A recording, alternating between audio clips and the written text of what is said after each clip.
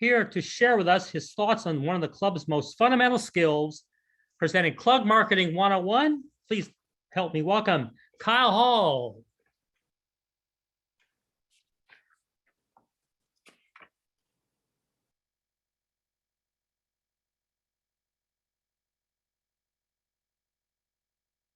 Kyle? It helps if I'm unmuted. Where are they? Another fun. Where are they?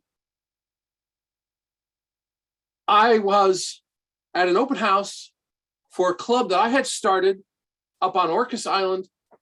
We were trying to grow. We planned this open house. We did everything that we thought needed to be done. We organized it. We publicized it. We had food. We put flyers out. We told people. We gave personal invitations.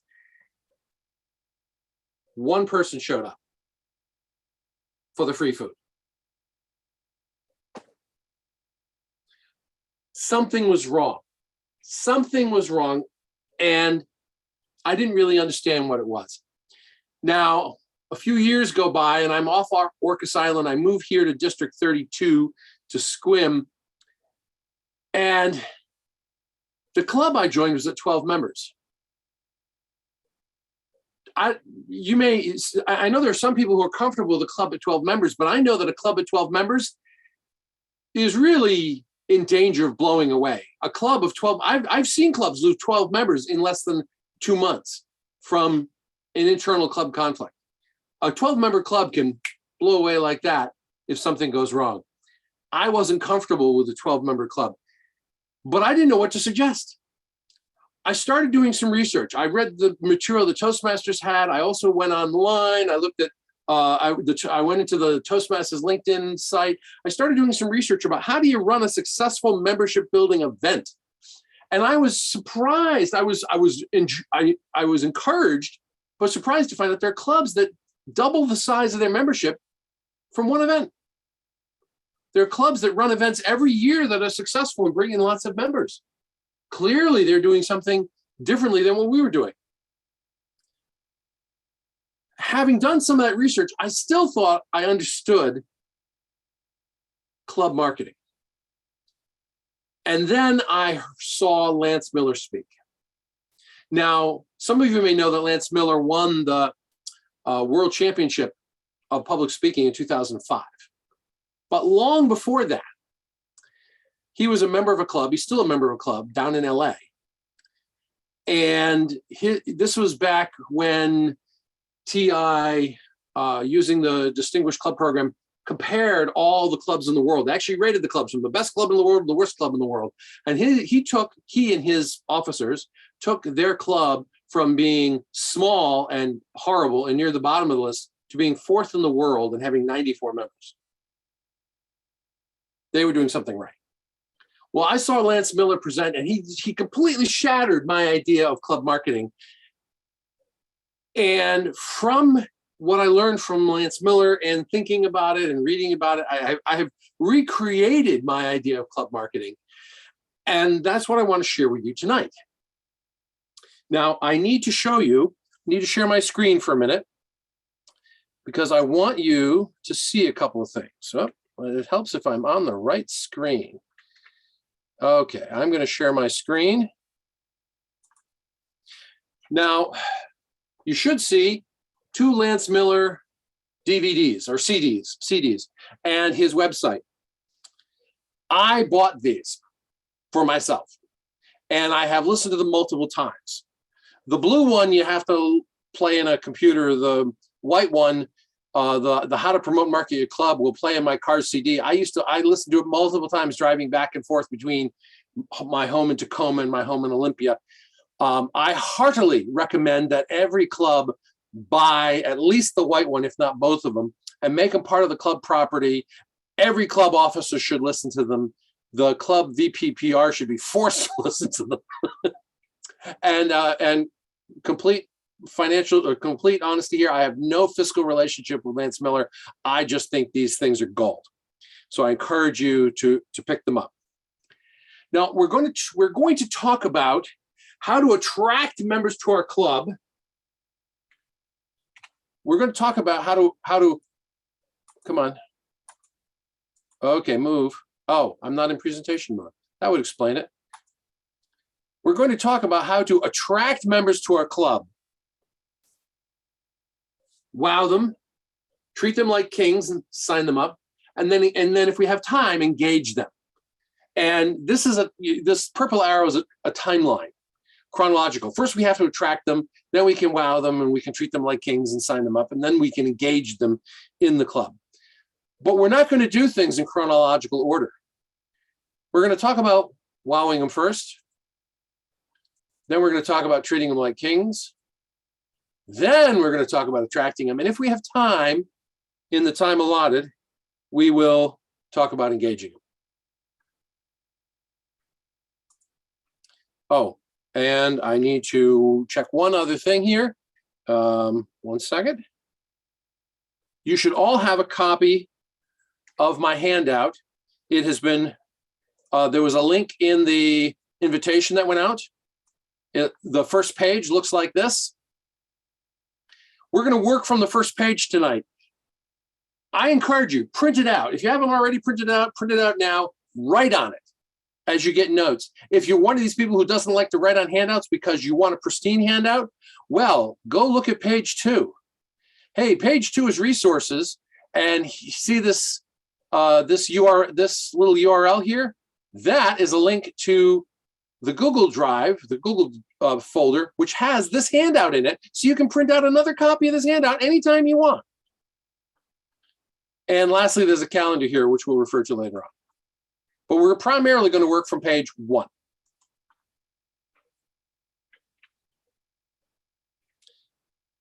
Now, the reason we're going to work from page 1, the reason we're going to start with number 1, wowing them.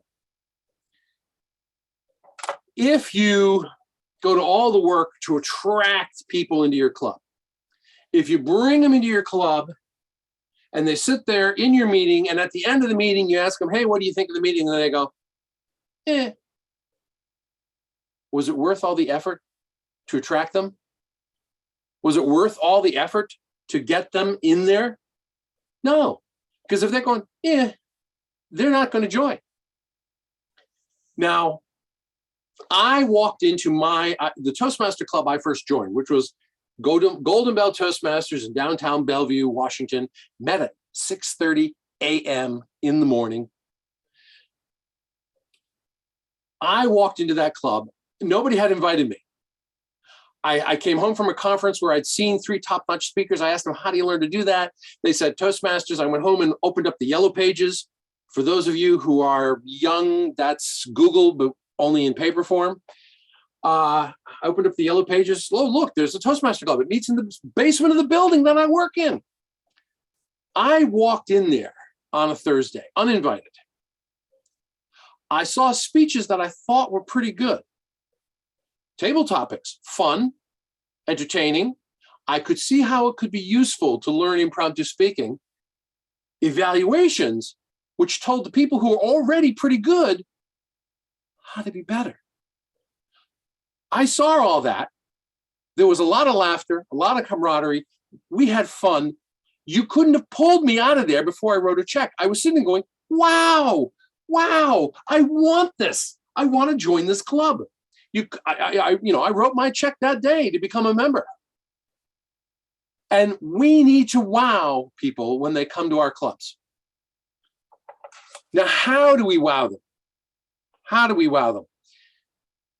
I will tell you the top 2 qualities, in my opinion. Now, having been club growth director, program quality director, district director, having watched some clubs struggle to gain members and fail, having watched other clubs struggle to gain members and succeed, and looking at what they've done differently, I think the top 2 qualities of clubs that gain members and grow is laughter and camaraderie. That's one quality. Laughter and camaraderie.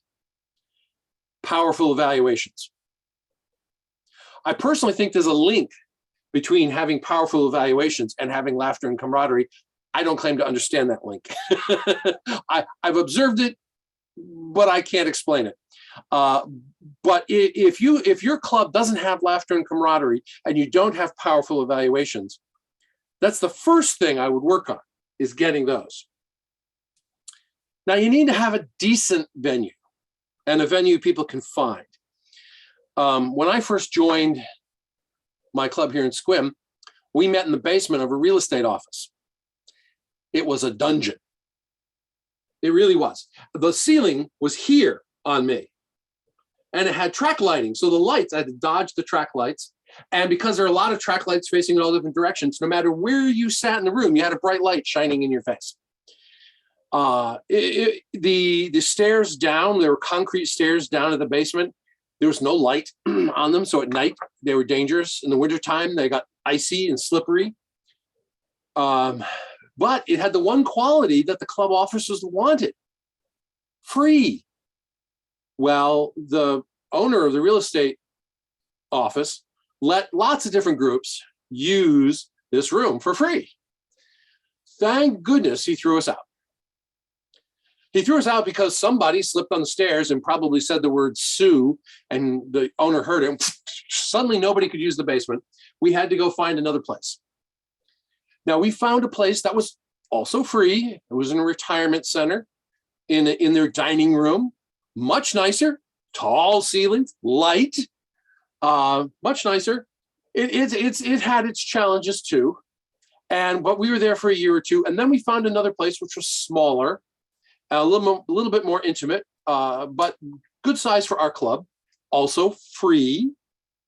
So, there are free places out there, and it really worked well for us. And we got up to 20 members in that particular venue. And then COVID hit, and we went online. Now, you need to have a good venue. Obviously, you need to start and end on time. I say obviously. Toastmasters, at least in my experience, most Toastmasters clubs start and end on time, or at least start on time and end close to on time. I met a woman who joined her Toastmasters club because she walked in there and they started and ended on time. That was so amazed her that they could run a meeting that started on time and ended on time. She joined it to find out how they did it. Now, personally, I think maybe her criteria were, maybe she was setting the bar a little low, but each to their own. She'd never experienced that before. Okay. Are your members doing project speeches? Now, why do I care about project speeches? And I don't care whether this is legacy manuals or the Pathways projects. Why do I care about them? Because they push us. They push us to try something we might not otherwise do. They push us to grow. So if your members are doing project speeches, they are growing. They are being pushed out of their comfort zone. And that's an important quality of Toastmasters. We are always pushing ourselves out of our comfort zone. And of course, do we treat every meeting like it's an event? Do speakers prepare their speeches, or are they writing them, in the car at the stop sign on the way to the meeting? Does the Toastmaster have a theme, and do they think about what they're going to say in the meeting? Do they run the meeting well? Do we run good meetings? All of these things contribute to the wow in the eyes of the guest. All of them do. And we need to work on that. Now let's assume that we have the laughter and the camaraderie and the strong evaluations and the good venue, and we have a guest come in.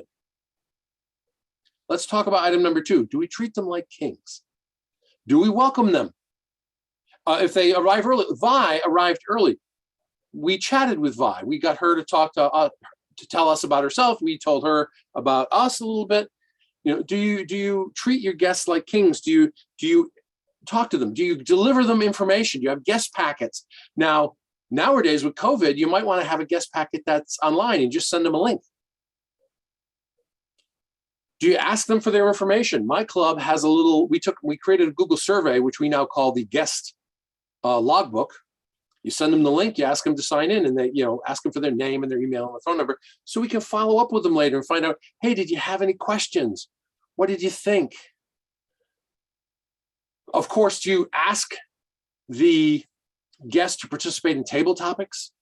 That's the one place where a guest should have the chance to stand up, have the chance to stand up and talk is during table topics.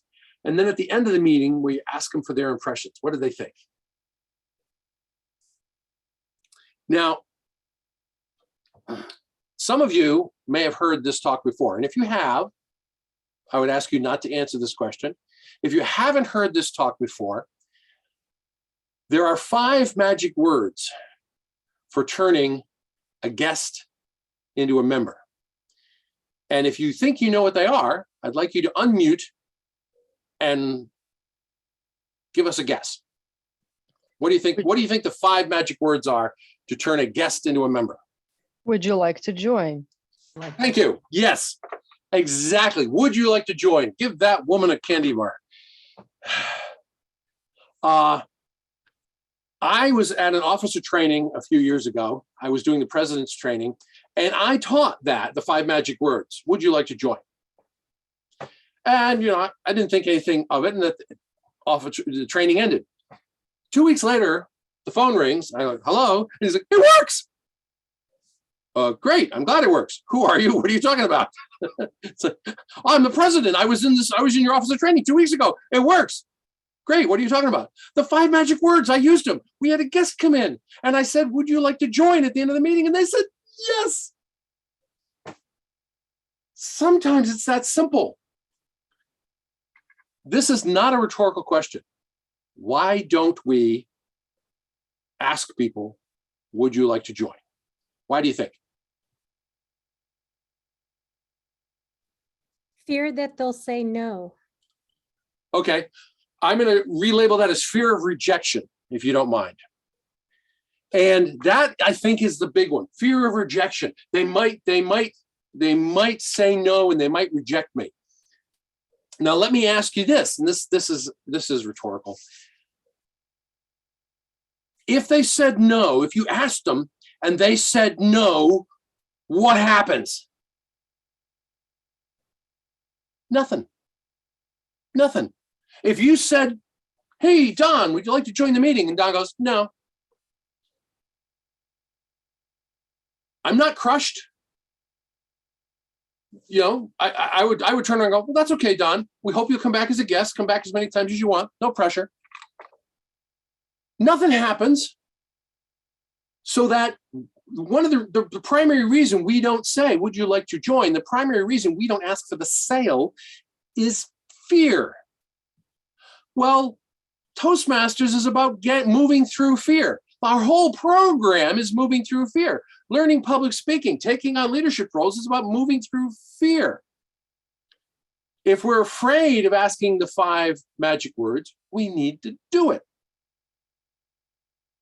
The other thing that people worry about is being perceived as pressuring people.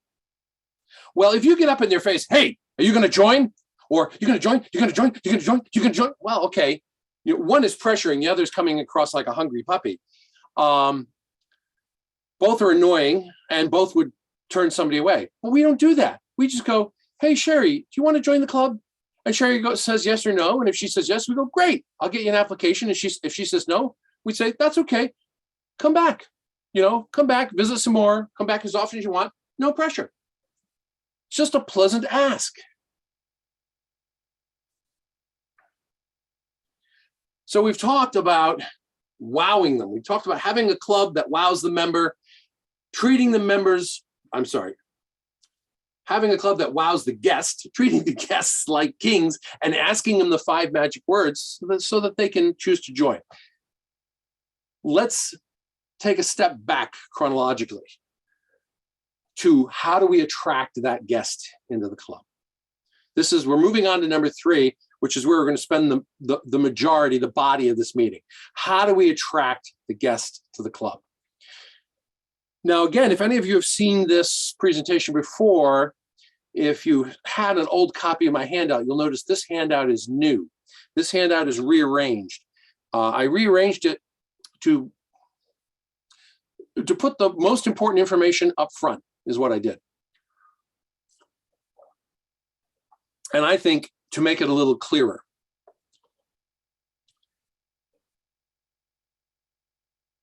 Let's talk about invitations. Any marketing expert will tell you that the best marketing is personal referrals. Simply the best. If you can get your customers to tell their friends that you did a great job, that's the best marketing. That in Toastmaster language, that translates to the personal invitation. And Toastmasters has studied it, and they've said over and over again, the single best way to get somebody to come to your club as a guest is to invite them. So why is it that we ask people to come to our club over and over and over again, and they say no over and over and over again? And we ask them five or six or 8 times, and they start getting annoyed with us. Well, I think it's because of the way we're asking. So most of the time when we ask somebody, it's like, hey, Gary, do you want to come check out my club? Now, that sounds like an innocuous question. It's not. Because when I say, hey, you want to come check out the club, there's an implied, hey, do you want to come join my club? Now, I may not have said, hey, do you want to come join my club? But I've implied it. Now, let me ask you this. If you were asked by a friend, hey, do you want to come join my club? You haven't seen the club. You don't know what the club's about. You don't know why the club is valuable. Do you want to join the club? No, of course not. It's like being asked, hey, do you want to buy insurance before you've ever heard from the person selling the insurance? You don't want to buy insurance. Nobody wants to buy insurance until you hear from an expert as to maybe why the insurance might be better than not having it. So we don't want to ask the person, hey, do you want to come join our club or do you want to come check out my club? They're going to say no. We need to change the nature of the invitation. And I'm going to suggest to you several ways to do that. The first way, and this is especially useful for new members, but seasoned members can do this too. But the first way is to ask somebody to come to support you. Hey, I'm giving a talk that I've worked on, and I'm really nervous about it. Would you come and be in the audience and be a supportive face? Even if it's a Zoom audience, that's asking somebody to come and be a support to you. That's a different invitation. Now, if you're an experienced person, like Roberta's been around a little while, she's not going to be able to tell somebody, hey, I'm doing a 5 to 6 minute icebreaker on my 4th path and I'm kind of nervous. No one's going to buy that. But she could say, hey, I've been working on this presentation, which I'm giving to the whole district at the conference, and I'm nervous. Would you come and listen? They might buy that. They might believe that. So, but a new member, this is why this works so well for new members. You get a new member in, they're doing their icebreaker. 3 or 4 weeks after they join, they're doing their icebreaker. You tell them, have the mentor tell them, invite your friends to come and be supportive, to be friendly faces in the audience. So they invite their friends. Okay, they give their icebreaker. A couple of speeches later, hey, they're going to do their first evaluation. You're nervous about being your first evaluation? Invite your friends to come and be supportive people in the audience. Oh, a few weeks later, oh, you're going to be Toastmaster the first time? Invite your friends to come and be supportive. The new members have so many things they've never done before. They can credibly ask for their friends to come and be supportive over and over again. And some of those people are going to see, hey, my friend's growing. We're having fun. They're going to join. And now you get them to invite their friends to come and be supportive. So that whole process of inviting people to be supportive can become a little avalanche rolling downhill. But you need to do it intentionally. You can't just assume that new members are going to do it unless you coach them to do it. Now, suppose you're inviting somebody, maybe you've got somebody who, they're not the right person to invite to be supportive, but maybe they've got a skill, especially a skill that's appropriate to a particular meeting. I'm going to use the example of storytelling. You're doing a meeting focusing on storytelling. So you're going to invite your friend, Vicky. Hey, Vicky, you're a great storyteller. Would you come to this meeting? I think you could add some value to it. And you can up the game even more in saying, Vicky, we're doing a meeting on storytelling. Would you come and be one of our presenters or one of our storytellers? That gives them a special, powerful role. They're not coming to support you. They're coming to contribute to the club. That's a major, that you're giving them an opportunity to perform, but you're also giving them an opportunity to contribute. And if they feel they can contribute more often, they might join the club. Now, one of the things I was thinking about is, how do you ask somebody you've just met? You got a neighbor who's moved in and you're standing, leaning on the fence, chatting with them. How do you ask that person to come to the club? You meet somebody at the grocery store and it turns out, they're a member of the same group you are, and you're chatting. How do you ask that person to come to the club? Well, you can't say, hey, come check out my club. Remember that's implied, come join my club. They're going to say no. What you do is you say, hey, I'm a member of this club and I have to give a talk. I have to give a 6-minute talk about myself. If you were there, what would you want to know about me? You're asking them for speech ideas. Or you could be saying, hey, I'm going to give a talk on, I'm a project manager, so I'm going to give a talk on project management. What would you want to learn if you had a 10-minute talk on project management? What would you want to learn about? Hey, I'm involved in earthquake preparedness in our community. What would you want to know about earthquake preparedness in a 20-minute speech? You get them to give you speech ideas. And then if you go and give that speech, you call them back and say, hey, that speech idea you gave me? That was a great idea. I'm giving it 2 weeks from now on a Tuesday night. You want to come and hear it? So they gave you the idea. They have a little bit of emotional commitment to coming and seeing it. That's a very different ask. Now, there's a couple of other things you can do.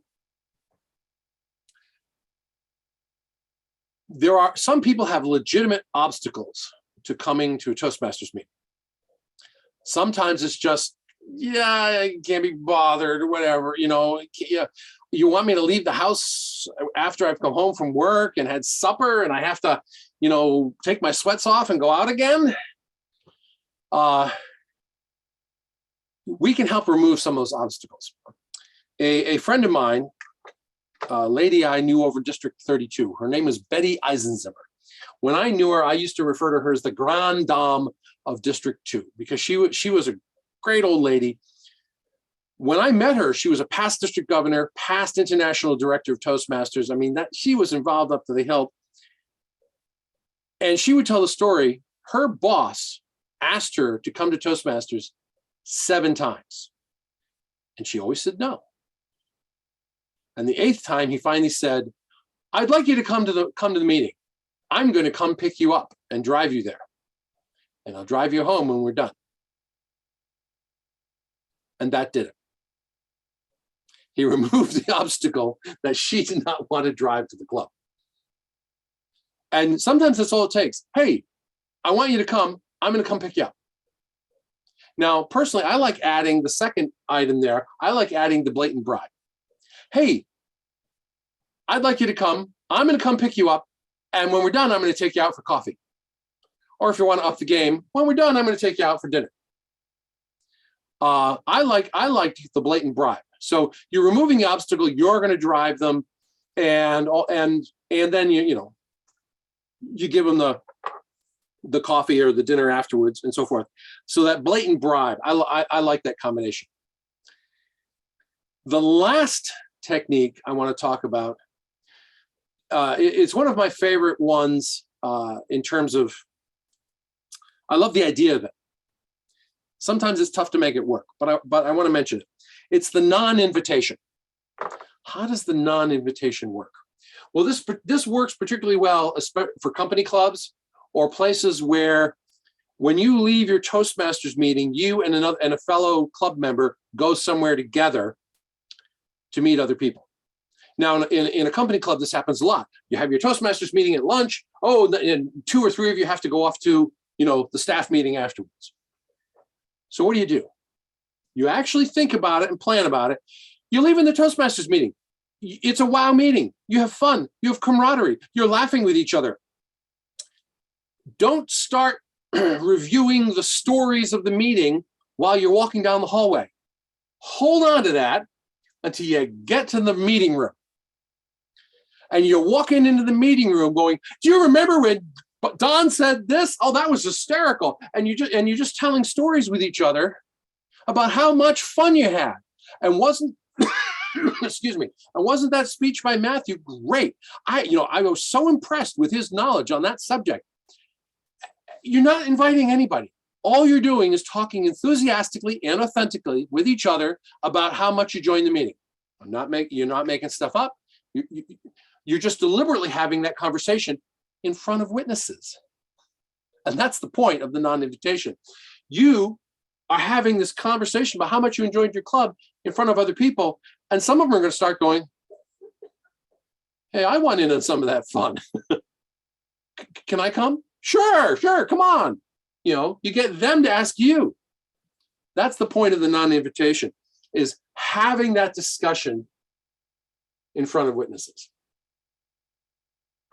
Theoretically, you could do that for a company club. You could, 2 or 3 of your members go to the coffee shop across the street and have the same kind of conversation across the street. You could do that. Roberta, do you have a question? No, there was a great question that Sherry posed in the chat, and that was, how about getting new members into a Zoom meeting? How would you suggest that? How would I get new members into a Zoom meeting?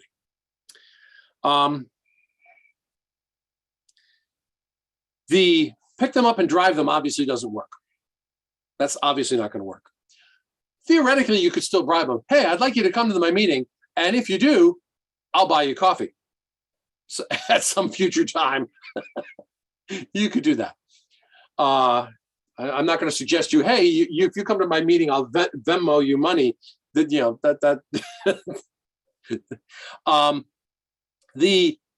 getting somebody to come and be a supportive face in the audience still works on Zoom.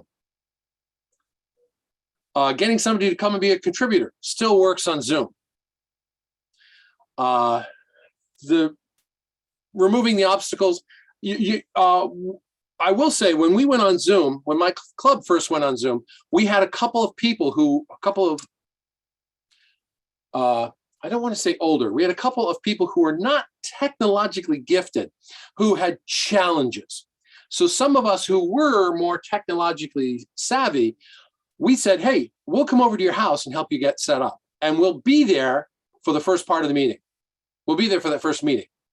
We went over, got Zoom on their computer, showed them how to get up and going, sat there with masks on. So, but we got the people who were technologically challenged up onto Zoom. Now, if you had a guest who was having the same problem, you could do that. That might be the removing the obstacle, is actually helping them get their computer up and get Zoom working on. Non-invitation might work if you're talking with other people on Zoom in another environment. Roberta and I could be bantering back and forth, and Don might go, oh, that sounds like fun. What were you guys doing? Oh, we were in this Toastmasters club over here. So I don't know if that answers Sherry's question. I hope it does. So I've talked a little about changing the nature of the invitation, changing how we invite people into our club. And if we have a wow meeting, and if we treat guests well, and if we can invite them, that's a huge part right there. That's a big part of being able to grow our club. Let's look at some of the other things we can do. First of all, if you want to actually, you can market your club just by training your members to ask their invitations differently, and they can go out and ask their friends and their relatives and coworkers if they want to come and attend the meeting in a supportive way. You can train your members to do that. And if you do nothing else, I think that may show you some results. But you might also want to actively market your club. So how do we do that? First of all, Is it the VP of PR, that's the VP of Public Relations, is it their role to market the club? That's a rhetorical question. The answer is no. It is their role to coordinate the club in marketing itself. And by the way, I will tell you, I think the VP of PR is a poor name. I feel strongly it should be Vice President of Marketing, but that gives you two VPMs. That might be confusing. But I think it should be Vice President of Marketing, because VP of PR sounds like they're responsible for producing or coordinating press releases, news releases. That's one small part of what falls under VP of PR is news releases. Really, you need to market. So if you're going to market, first of all, you need a team. Now, the whole club is your team, especially if you're a tiny club of 6 or 8 people, the whole club is the team. But even if you're a big club of 20 people or 25 people, the whole club is a team, but you're going to want some specific team members. You're going to want somebody who can, let's say, produce marketing text and flyers.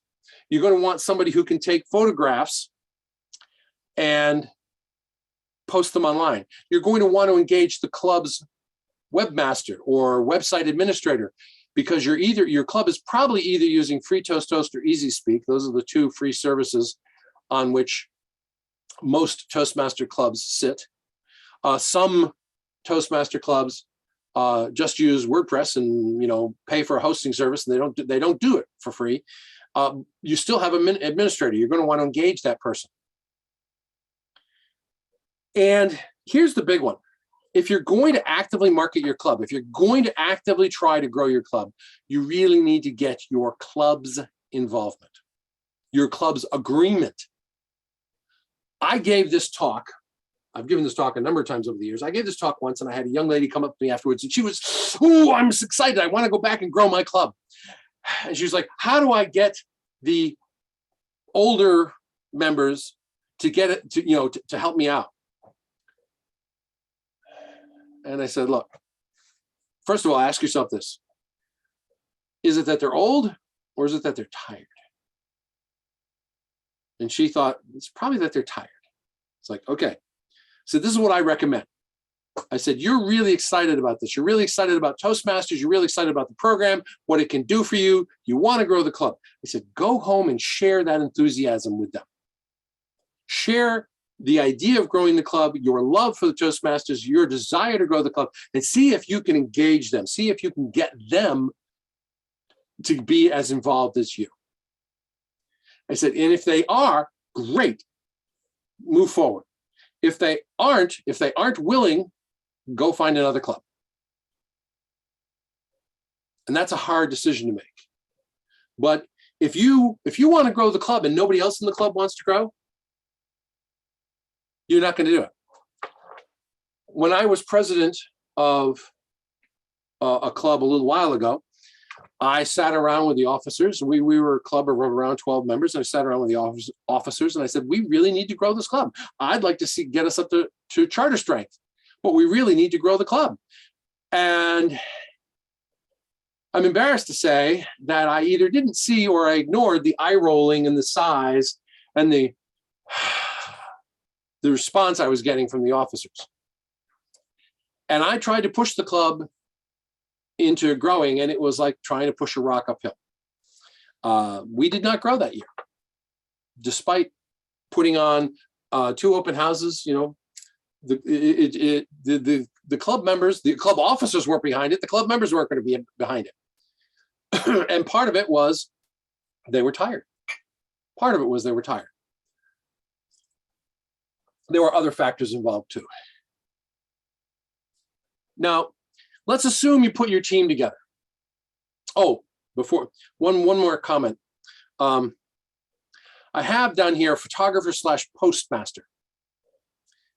I'm borrowing that phrase from some clubs I've seen who are involved in social media, and they have a postmaster role on their agenda. Now, that postmaster role might be filled by one person, might be filled by the same person every week, or it might be a role that's passed around between members. Here's what the postmaster's role typically involves. The person is watching the meeting, maybe they have their phone out or a digital camera out, and they are trying to get a couple of photos. They want one quality photo of somebody doing something, somebody presenting, or somebody laughing, or somebody receiving a ribbon.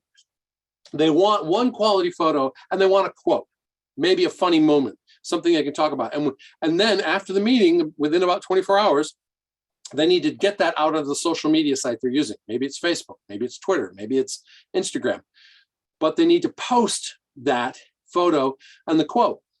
And by doing that within 24 hours of the meeting, and then letting the members know so the members can share it, it's one of the ways that you develop interest in your whatever social media platform, your Facebook page, your Twitter, I don't know what they call them, Twitter accounts, your follow. It's one of the ways you develop your followers and keep them engaged.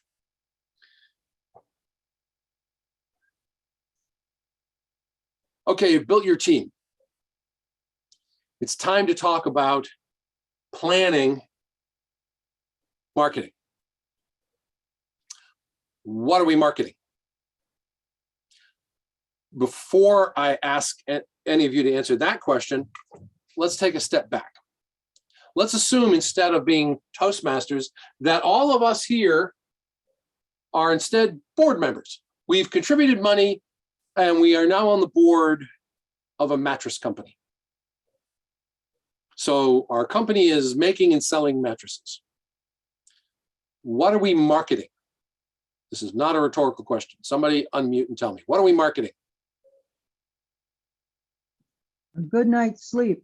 Yes. Give that lady a candy bar. Yes. We are marketing a good night's sleep. We are not marketing mattresses. We are selling mattresses. We are marketing a good night's sleep. We are promising a good night's sleep. And the way we deliver that is you buy our mattress. Now, with Toastmasters, we may be selling membership in our club and all that brings with it. What are we marketing?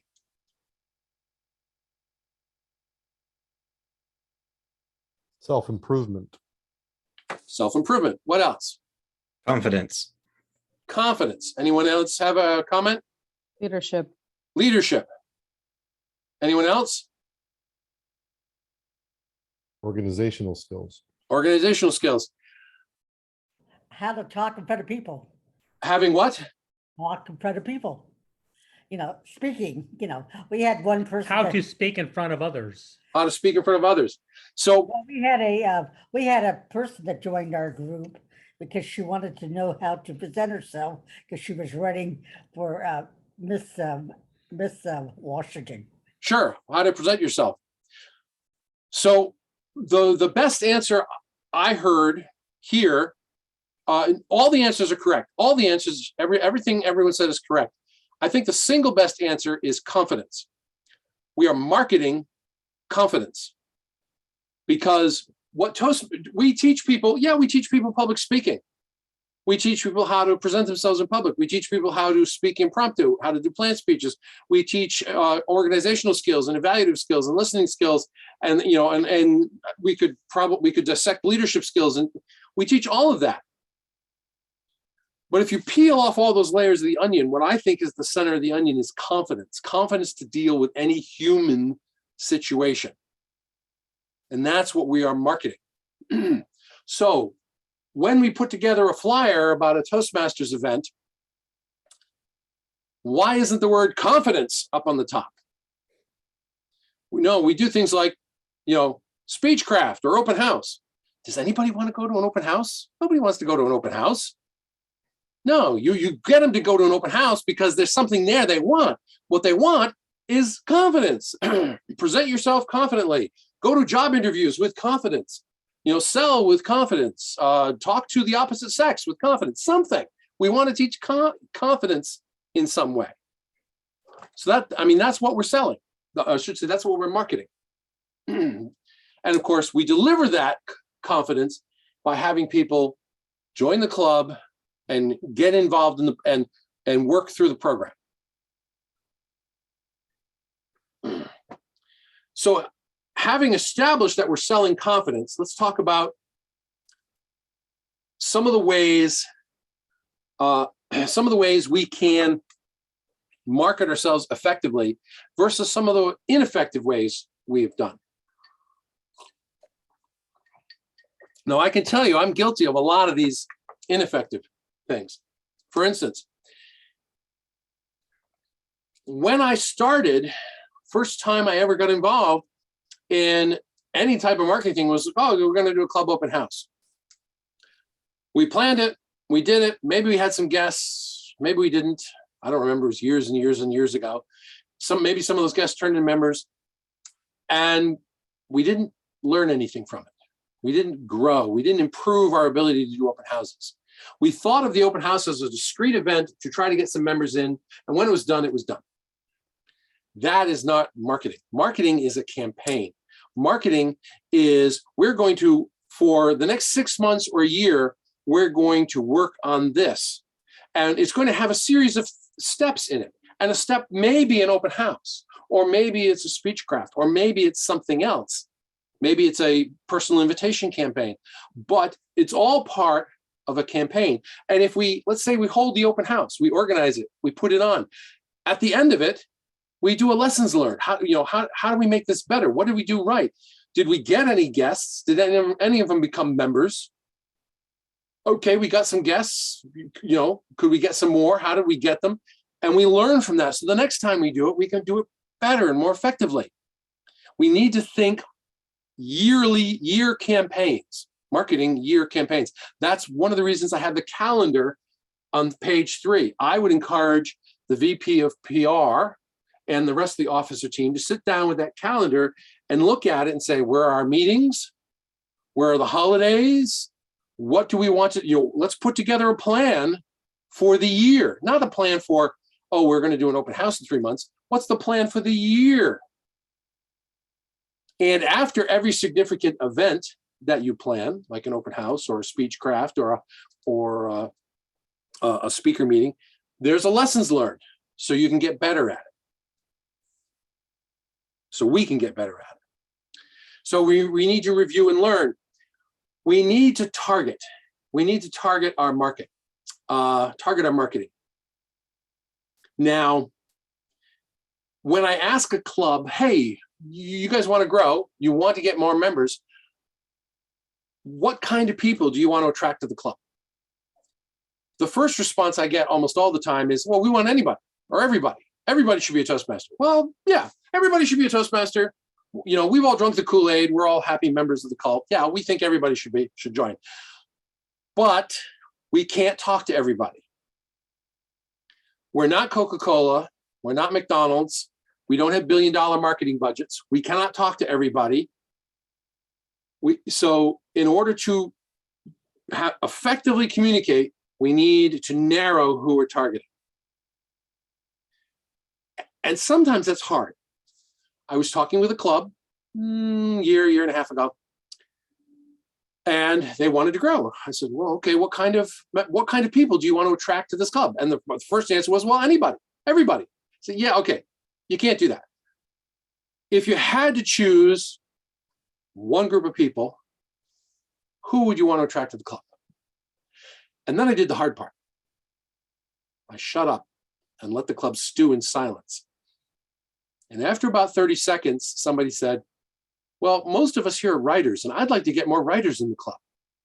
And as soon as one person said that, there's, oh, yeah, I'd like that. Yeah, well, you should get more writers. Oh, we should get writers in the club. Okay, great. They're a club of writers. They want to get more writers in the club.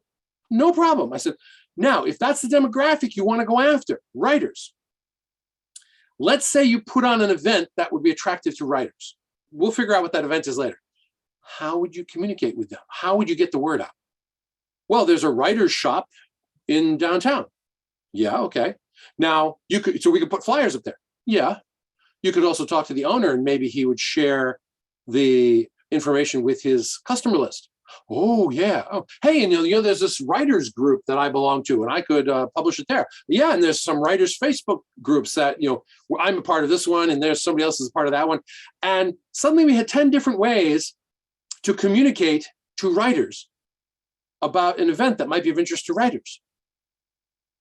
It was really that simple. As soon as they identified, oh, we want to go after this group of people, they knew how to communicate with them. There were all these channels that were available. Those channels would not have occurred to them as long as they're trying to market to everybody. Think about it this way. Let's say you decided you were going to market to small business people. How do you communicate with small business people? Well, the first thing you do is you go to the Chamber of Commerce in your hometown. Maybe there's a small business newspaper. Maybe it's put out by the Chamber of Commerce. Maybe it's not. Maybe there's a small business association in your town. The first thing you do is you go talk to these folks because they can help you communicate with your target audience, right? So we need to target we need to narrow our target audience. We need to have a niche. Now, in the case of the club that was trying to attract writers, the next question was, okay, if we're going to put on an event. Now, you're a Toastmasters club. You teach public speaking and leadership skills, communication leadership skills. If you were going to put on an event for writers that might attract them to come to the meeting and then possibly want to join your club, what would such an event look like? They thought about it and they thought about it. And after a little discussion, it was like, well, what we really need to do is put on a workshop for how public speaking can help writers grow their writing market. How public speakers can help writers market themselves and their work. It's like, yeah. And guess what? We found a guest speaker who speaks on that subject. And they organized it, planned it. It was a 5 or 6 month process and put it on. They had 40 guests. 40 guests. So that was a lot of guests in the door. Now, I just mentioned a 5 month process. One of the other mistakes we have made is not giving ourselves the time to publicize an event. I saw a club. I went to a guest speaker meeting. It was a Toastmasters meeting with a guest speaker. Guy spoke about courage and whatnot. Good speaker, spoke for half an hour. Afterwards, I'm standing near the speaker having a conversation with somebody, and I hear some people come up to the speaker. Hey, we really liked what you did. Would you come to our club and give a version of this speech so that we can have an open house? And the guy said, sure. When do you want to do it? Next month. Oh, well, he agreed to go and they agreed to do it. And I was sitting there thinking, this is a bad idea. One, next month was December. Now, how many guests, non-Toastmasters, you're going to get to go to a Toastmasters meeting, even to hear a gifted speaker in December? Not many. I went because I wanted to see whether they had any success at all. They marketed this thing for a month. I was the only guest there. I was the only person who wasn't a member of their club besides me, besides the speaker who was there. It was not an effective job. Now, partially it was too short a time frame. Partially it was December, but I think it's mostly the too short a time frame. If I were them, I would have said, let's do it in February. That gives us December, January, and part of February to market this thing. And if you think about it, marketing people, marketing experts will tell you, let's say you're putting a flyer up on the wall, or you're going to put an ad, on Facebook, however you choose to do it. You're putting something out there where somebody might see something. Marketing people will tell you, you have to walk by that flyer on the wall 5 to 8 times before you notice it. Now, when I say notice it, you go, oh, hey, look, there's a thing going on. And now I can think about whether or not I want to go. I'm not saying, 5 or 6 times before you make a decision on it. I'm saying 5 or 6 times before it enters your consciousness that there's something on the wall that wasn't there before. Because we walk by these things all the time, so we ignore them. And finally, we walk by it that 5th or 8th or time, and we go, oh, hey, there's a meeting, and it looks interesting. Am I free that night? Do I want to go? Now, if somebody has to walk by something or see it on Facebook or see it on Instagram or tweet, or if somebody has to see it 5, 6, 8 times, we need time to get that in front of them. We can't just put the flyer up a week before or put something out on Facebook the week before the event and expect anybody to show up. It's not going to happen. We need to publicize it well in advance. And we need to publicize it over and over and over again so that people will come. I was invited to give a talk in Sri Lanka. No, wrong place. Darn, the name of this place is not coming in. Bangladesh, off of India. I was invited to give a talk to a club in Bangladesh, and I sent them my PDF flyer. Here's my text, and my picture and whatnot. And I thought they would just share that around. Okay. Well, it turns out that the president of the club is a pretty savvy marketing person. She took my text and my photo and whatnot, and she turned it into 4 30-second videos with some compelling music added in. And then she proceeded to share the 4 videos over and over again on various Facebook groups and on Twitter and on Instagram. I'd never seen this. It wasn't hard. It wasn't hard, but I'd never seen anybody do this as effectively. They had 270 something people register to come. We had about 150, 160 people show up, which means there were more people who showed up for my presentation at their club than went to their district conference.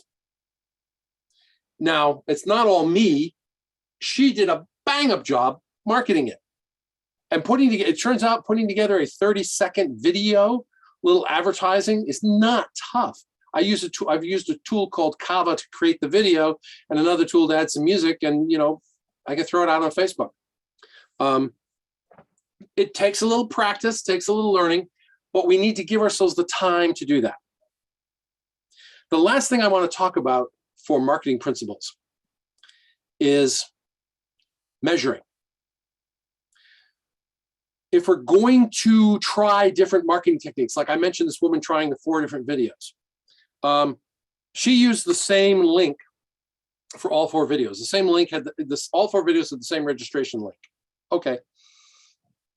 It's helpful if we can measure how someone found out about us so that we know what works and what didn't. For instance, it would have been helpful for these 4 videos if the videos that went to Facebook, what the person could have done is in the registration said, where did you see us? Facebook, Instagram, Twitter, somewhere else. Just ask the question. And if the person was on Facebook when they saw it, they'd check off Facebook. The point is, you're trying to find out how somebody found out about you. In the pre-COVID days, when we had flyers up, we put flyers up around town. What I would tell people is, okay, you're going to put 3 different flyers up.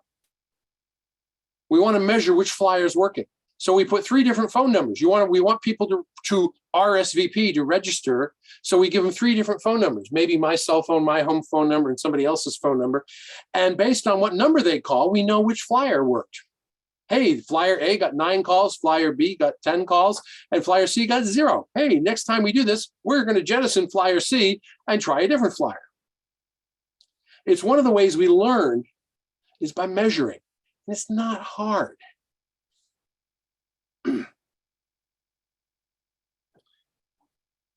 We've talked a little about the principles of running a marketing campaign. And we've got about 20 minutes left. Really quick, let's talk about inbound marketing. Hopefully you understand that our website, our club website, and anything we do on Facebook and Instagram or Twitter, those things are inbound marketing, which means somebody has to be looking for us to find us. Yeah, if we're on Facebook, we may be able to put a post out and our friends will see it, anyone who's following us, but that's still passive in that they have to decide to follow us to see what we have to say. We can't stick our message in front of them unless you're going to pay for that. So our website is inbound passive marketing. But here's the thing. Again, Toastmasters has studied this, and they'll tell you that 95% of the people who walk into your club will walk in because they were invited, personal invitation. The other 5% show up because they found your website. Now, if 5% of the people who walk into your club walk in because they found your website, do you think you should put a little effort into the website? I think so. Now, I can tell you as club growth director, I went out and I was looking at a lot of clubs' websites, and you'd be amazed how many club websites, especially on Free Toast Toast, have the same stock imagery on the homepage that came when they started the page. You know, there's two guys at the lectern, you know, shaking hands, or some person standing at the lectern smiling. It's like, get rid of the stock imagery. If I'm shopping for a club and I go out and look at 3 different clubs in my area, and if 2 of them have the same stock imagery and 1 of them has something else, I'm going to be interested in the one that has something else. The other 2, because it's the same text and the same stock imagery, I know you guys that they have put no thought into their website. And they've put no thought into their website. What else haven't they put any thought into? What you want to do is you want to replace the stock imagery with photos of your club members standing up and presenting and people laughing. That's what you want, if you can get it. When I joined my club, the homepage had a photo of 8 or 10 people standing around the banner, the club banner. Well, guests don't know what a club banner is. The club banner doesn't mean anything to them. That photo is not useful from the point of view of a guest. Jettison it. Person speaking, members laughing. And you want that whole homepage to be tailored for a guest. Now, in our case, because I had become the admin for the website, I went out and I searched for award-winning Toastmaster websites, and there are districts that give awards for good websites. I searched for award-winning Toastmaster websites, found a couple, looked at a couple, went, ooh, I like that one. Cut, pasted into the Word, edit, rewrote our homepage. That's simple. You know, they did a good job. I plagiarized it. You know, took out all the information referring to them and replaced it with information referring to my club, you know, and that's what the internet is for. Let's talk a little bit quickly about outbound marketing. There's lots of different outbound marketing things you can do to get Toastmasters in front of people. Now, I'm not a huge fan. There's 2 different types of open houses. There's the open house where we're going to do a normal meeting. We're just going to publicize the heck out of it. I'm not a big fan of that. Sometimes it can work, especially if you pair it up with a holiday. We're going to do a normal meeting, but our meeting happens to fall on February 14th. So we're going to do a speaking for lovers or romance and, you know, a romance and Toastmasters meeting, and do a theme meeting and, you know, and invite couples. You know, if you pair your normal open house up with a holiday, it could work. The other type of open house is, hey, it's going to be our normal meeting time, meeting place, but we're going to have a guest speaker speaking on a subject. And we're going to choose a target market that fits that speaker. Oh, you want to attract small business people to your club? Do you get somebody to come and speak on small business issues like how to find customers or how to deal with difficult people, or you know, some other small business issue? You know, get the local president of a bank to come and talk about the economic forecast for your town or city.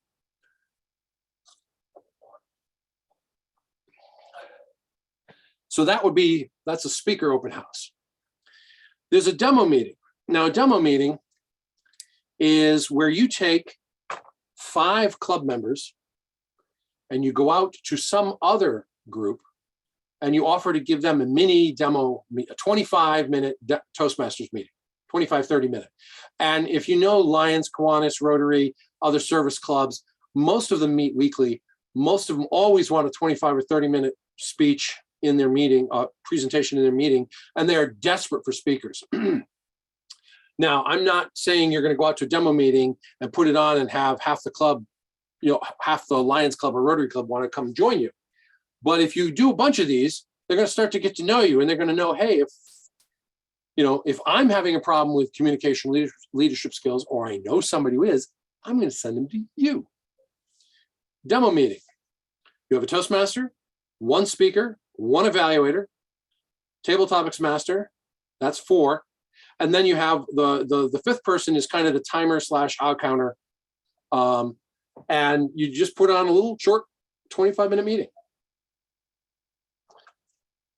I'm not going to ask I'm going to assume most of you know what a speech craft is. If you don't, 30-second version, it's take all the stuff you might learn in level 1 of your path and collapse it into 6 or 8 lessons. And those lessons can be offered on a schedule. Typically it's once a week, but some people do it once a week. Some people do it once every 2 weeks. There's some guy down in LA who does like a 1-day, 10-hour speech craft. You can format it the way you want. But the point is, you're teaching people the same things they would learn if they came and joined the club. You're teaching it to them. You're offering it to them, hopefully for money. Hey, we'll teach you the basics, the fundamentals of public speaking and how to, run a meeting. We'll teach it to you over the next 6 weeks, an hour-and-a-half meeting for 6 weeks, and we'll charge you $150. I'm making the number up, but we'll charge you $150. It'll cost you $25 or $50 for the materials from TI. But what you do is at the end of the 6 weeks, first of all, at the end of the 6 weeks, people have had some fun, they've had some laughs, your club members are teaching the class, they're getting to know your club members. At the end of it, they've realized just how bad they really are at speaking and leadership and how much they really need to learn. You've congratulated them for finishing the class and giving them a certificate. And you're saying, by the way, our club meets at this same time, this same place every week. And if you want to join our club, we will pay for your first 6 months membership from the money you already gave us. There are clubs that do that every year and get people in. It does mean giving up some of your meeting time. Now, I've taken more than 30 seconds to talk about Speechcraft. Speaking at other meetings, that's just sending members out to talk about anything that's appropriate in other meetings. You may have somebody who wants to talk about earthquake preparedness. Coach the person, help them get their speech ready, 20, 25-minute speech on earthquake preparedness, go out to Lions, go out to Rotary, go out to Kiwanis, go out to anywhere else, give the talk. And at the end of it, they should also mention, by the way, I got help putting this talk together from this Toastmasters Club. You might want to check them out. I want to talk about the elephant in the room. And that's small club marketing. I say it's the elephant in the room because, the elephant in the room is the thing people don't want to, it's the big problem that people don't want to discuss. Remember I mentioned as club president saying we needed to grow our club and the officers rolling their eyes and sighing. It took me a while to figure out what was going on there. That club was 12 members and they were tired. And it wasn't that they didn't want to grow the club, they did, but they were tired. They had what I call meeting fatigue. And when you have a club that's 12 members or less, you have to have a role in every meeting. You might have to have 2 roles in every meeting in order for the meeting to work well. You can never sit back and just relax. And if you're an officer, you're being an officer plus having a role in every meeting, maybe 2 roles in every meeting. And who the heck wants to take out more time to, on top of all of that, to plan some kind of marketing event that, especially when you have a history of not being successful at. So we need to, when we're a small club, we need to think about things differently. And let me talk about a little about how we do that. First of all, recognizing the fact that there's meeting fatigue, we need to take care of our club's energy level, our members' energy level. I have seen clubs that were down to 6 members, and they took great pride in the fact that they met every week religiously and had 2 speakers and 2 evaluators and table topics and Toastmasters every week. And they were proud of that. And any guest who came in would leave because they would descend upon them like, you know, like hawks, because they wanted that person to join. They came across as desperate, and they had great pride in their meeting, continuing to meet, but yet they're continuing to meet every week was one of the things that kept them from having any energy to grow the club. Sometimes we have to stop chopping wood to sharpen the axe. So if we need to manage our club's energy level, small club's energy level, we need to think about, should we meet every week? Should we not meet a week? Maybe we should replace a meeting with a planning meeting. You know, if we meet every week, maybe we should cut back to meeting every other week and then stick a 3rd meeting in there as a planning meeting, something to ease back on the burden. If we're really small, maybe we only have a Toastmaster speaker, table topics, and evaluator, whatever, in order to to preserve our club's energy level, our members' energy level. So we need to manage that. When we are a tiny club like this, we need to plan less, not more. That's not the human tendency. The human tendency is to plan less. Well, I don't want, you know, we don't want to do all this. We, you know, oh, okay, we'll just slap together this open house. No, you need to plan more. You need to have more targeted, not less. So rather than going after small business people, which is still might be a big target, maybe you're going after real estate brokers, or maybe you're only going after small business people on the east end of town, or maybe you're going after insurance salespeople. Pick a niche and make it small enough that you can deal with it and that you can get help. And we'll talk about this. So you're making it more targeted. I want to use the example of real estate. In my hometown is growing. We have a lot of houses being sold here, more houses being built. The real estate people are doing well. So if we wanted to attract real estate people, that might be a niche we might go after. So how would we do that? Well, as soon as you know you want to go after real estate people, you can go talk to the real estate association. You can go talk to the brokers, the people who own the offices that the real estate people work in. Okay. Now, how do you use that? Well, here's one of the best things that can come out of planning more and narrowing your niche. You can test before you do any work. What do I mean by that?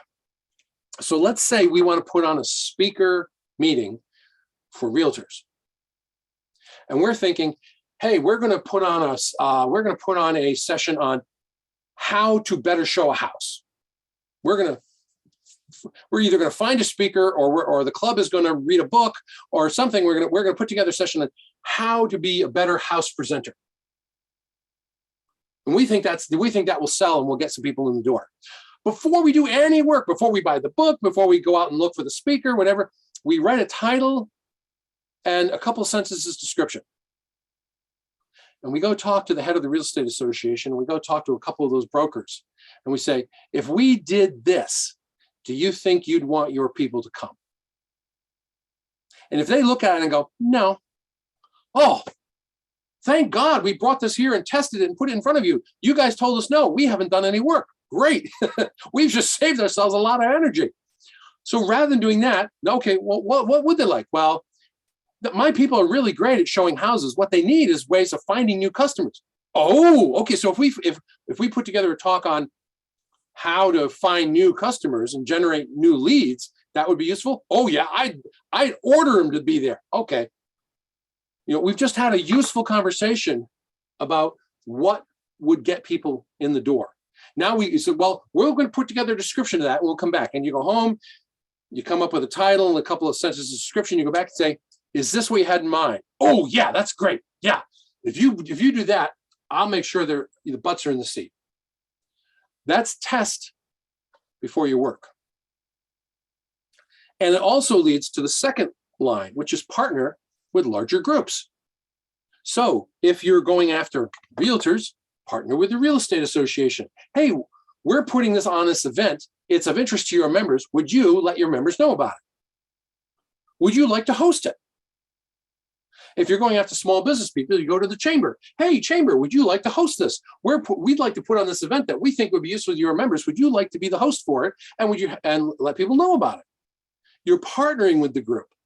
There's a club that started down in Federal Way. There's a church there.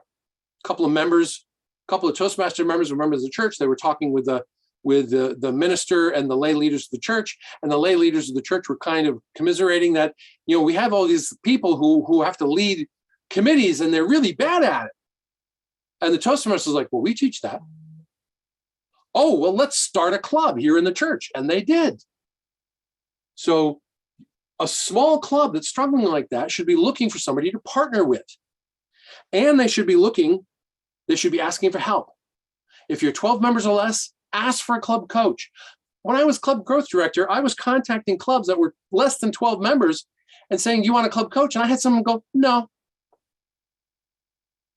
And I'm like, we need some objective perspective on our club. When we're inside the club, we're too close to the forest to see the trees. We need some objectivity, and that's what a club coach gives you. Ask your neighboring clubs. Now, I used to say neighboring clubs when we were geographically based, but we're in Zoom now. Ask anybody to help you. Ask a big club to help you. If your club is struggling and you want to put on an event and it's going to be on Zoom, invite 3 or 4 other clubs to come and participate and to help you out. Ask your area director for help. Ask your division director for help. Ask the district trio for help. There's lots of help out there if we ask for it. Now, we don't have time to talk about engaging members. That's the 4th step.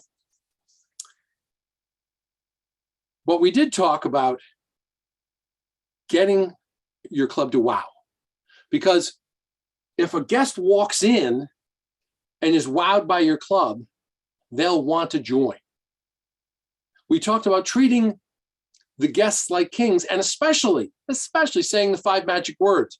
Would you like to join? And then we talked about changing the nature of the invitation. And if there's one thing, I mean, there's lots of things I'd like you to do from this, but if you can only do one thing, try implementing that in your club. Get the camaraderie and laughter flowing, get the evaluations powerful, and then get your people going out and inviting people to come to the club in a different way, changing the nature of the invitation. If you've done that, start thinking about a year-long marketing campaign, targeting, learning, trying things, developing it.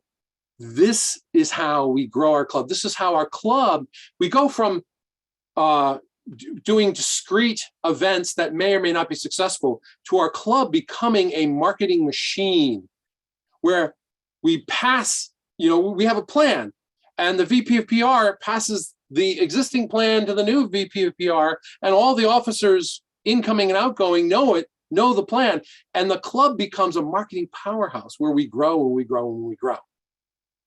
That's the goal here. So hopefully I've helped you rethink how you market your club. I have been attempting to do this with my own club, and we've had a certain amount of success. We can grow our clubs. We can bring in members, and we can turn our clubs into club growth powerhouses. Back to you, Mr. Toastmaster.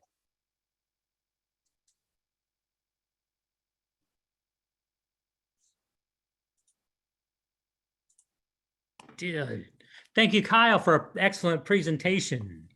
Now we shall take a 5-minute break. We will resume at 7:30 Alaska, 8:30 Pacific time. Kyle, before folks run off, we had one question that came in was, what's the software that you use to shoot your video? So I used a software called Canva, C-A-N-V-A, I believe, and it didn't shoot video as it created a video of slides. You created slides, it creates a video. And then I used VideoPad, which is a video editor tool, just to add music. I would load Canva into it and add some music to it. So VideoPad is the video editing tool I use. It's not free, but it's like $35. So it's not expensive. It's pretty basic.